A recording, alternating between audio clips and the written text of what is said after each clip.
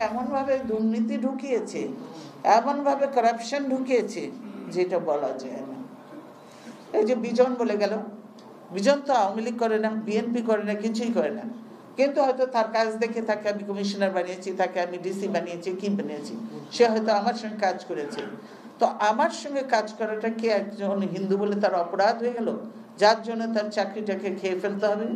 এরকম তো আমরা করিনি আমাদের সময়, কখনো আমরা করিনি। এখনো আমার সঙ্গে যখন, এবার তো 2014 সালে কোনো ইলেকশন হয়নি, তারপরে তো জোর করে দখল করে তারা সরকার আর একটা লয়াল অপোজিশন বানিয়ে রেখে দিয়েছে। আমরা যখন 2008 সালেও অনেক ক্ষেত্রে হয়েছে, সেগুলোতে গেলাম না। আমি যখন অপোজিশন লিডার ছিলাম তখন আমার কাছে পিএস ছিল, এপিএস ছিল।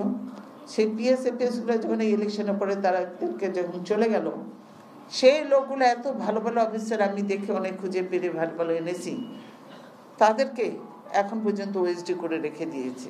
তাদেরকে কোনো প্রমোশনও দেয় না, তাদেরকে কোনো পোস্টিংও দেয় না। কেন? তারা আমার সঙ্গে কাজ করেছে।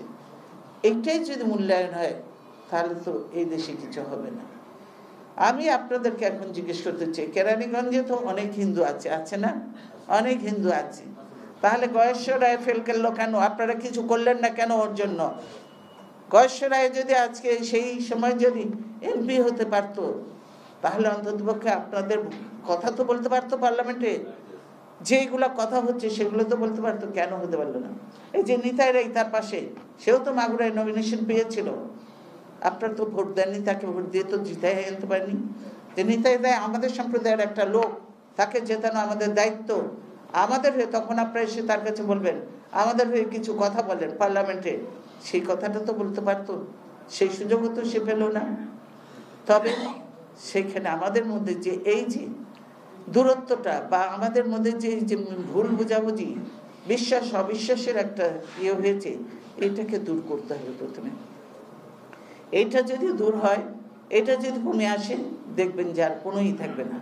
আজকে তো আপনাদের কাছে পরিষ্কার হয়ে যাওয়া উচিত, এই আওয়ামী লীগ থাকলেই হিন্দুরা বেশি সাফার করে, আওয়ামী লীগ থাকলে হিন্দুদের অত্যাচার বেড়ে যায়, আওয়ামী লীগ ক্ষমতায় আসলে নানা রকম সমস্যায় হিন্দুরা পড়ে যায়।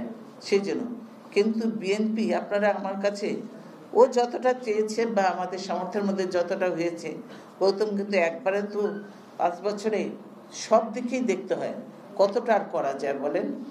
কিন্তু তারপরে যা চেয়েছে, যতটুকু পেরেছে আমরা করেছি, সেখানেই করিনি। এই দত্ত সাহেবের কথা বলছেন, তিনি বলেছিলেন, তিনি আসতেন তখন আমাদের প্রোগ্রামে, এখন বয়স হয়েছে। এই দত্ত সাহেবকে তো আমি এখন চিনি না।